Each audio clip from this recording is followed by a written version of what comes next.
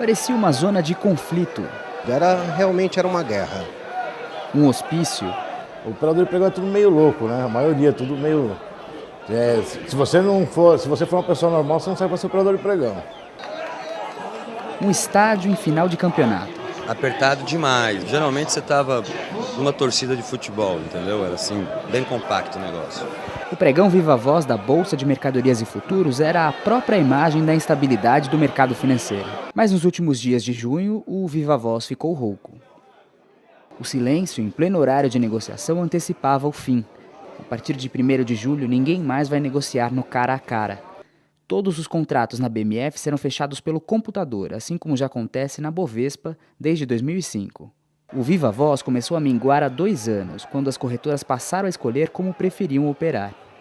Os homens que se diziam prontos para a luta diária tiveram pouca chance na competição com as máquinas. Pregão eletrônico, você consegue fazer uma oferta de compra, uma oferta de venda, enviar a sua intenção de comprar e de vender para o sistema e todo mundo perceber isso e visualizar em menos de 0,1 segundo. Enquanto que uma conclusão de um processo de negociação à viva voz, quer dizer, apregoando e mostrando sua intenção de comprar ou vender, leva em média 2 minutos. Desde o início de 2009, o pregão no grito respondia por menos de 3% do volume negociado na BMF.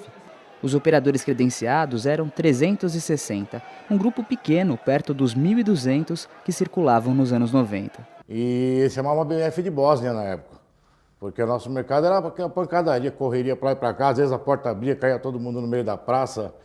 Sator acompanhou de perto o crescimento do pregão.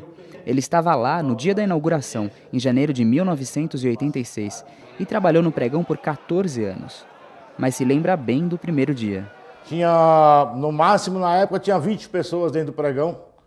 Tá? Algumas delas eram até o próprio dono da corretora. A gente usava um telefonão que ficava pendurado na cintura, com um gancho que você botava no ouvido. Alguns operadores botavam o telefone o aparelho pesado na cintura do auxiliar e ficava só com o fone na mão e o auxiliar ficava atrás do cara com a planilha na mão fazendo boleto. E eu fazia isso, inclusive. Como ele, muitos dos operadores começavam como auxiliares, para só então poder negociar de fato em nome das corretoras. E esse dia era uma glória para os novatos. Era um sonho de auxiliar, né? Virar operador de pregão. Aí primeiro pegar um telefone, executar uma ordem, aquela tremedeira toda. É um dia que não vou esquecer nunca. Uma das formas de integração dos operadores era distribuir apelidos carinhosos, como bem sabe o Malária. Ele deixou um garimpo no Mato Grosso e foi trabalhar no mercado financeiro. Diz que encontrou ouro nos amigos que fez. Eu vim para essa bolsa acho que em 90.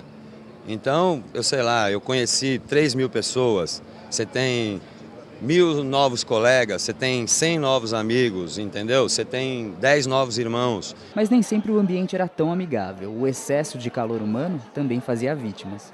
Já houve muita gente aí com lesões de perna, olho, ferimentos decorrentes das pontas da lapiseira. As tréguas na briga por espaço eram comemoradas nas ruas do Centro Velho de São Paulo.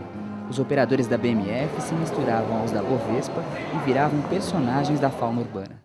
Esse movimento em torno do mercado financeiro no centro antigo de São Paulo era muito legal, uma coisa que deixa um pouco de saudade na gente. Os profissionais sempre muito bem vestidos, trajando terno e gravata, então havia aquela preocupação de entrar com o sapato engraxado e tal. Jorge era testemunha dessa obsessão pela elegância. Vinha com um sapato novo e tinha um velho aqui que era para trabalhar lá dentro, porque eles gastavam, cada 2 meses eles estavam trocando de sapato, porque gastava muito sapato lá dentro. Então eles faziam o seguinte, trazia o bico novo no pé, limpava tudo e usava o velho lá dentro.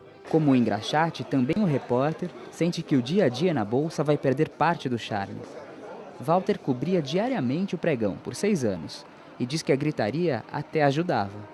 Quando os preços estavam caindo rapidamente pelo som do pregão, você percebia quando os preços caíam. Quando os preços subiam rapidamente por algum motivo, nós éramos chamados a atenção pelo burburinho. Eu olhava para o movimento dos pitches de negociação, das chamadas rodas de negociação, nós sentimos o pulsar das negociações. Depois do dia 30, o coração do mercado continuará a bater, talvez até mais forte. Mas para quem conseguia medir o tal pulso do mercado, esse é um fim dos mais tristes. Se você pensar em 10 anos atrás, dá vontade de você chorar. E o centro ficou um pouquinho mais triste depois dessa mudança, dessa saída.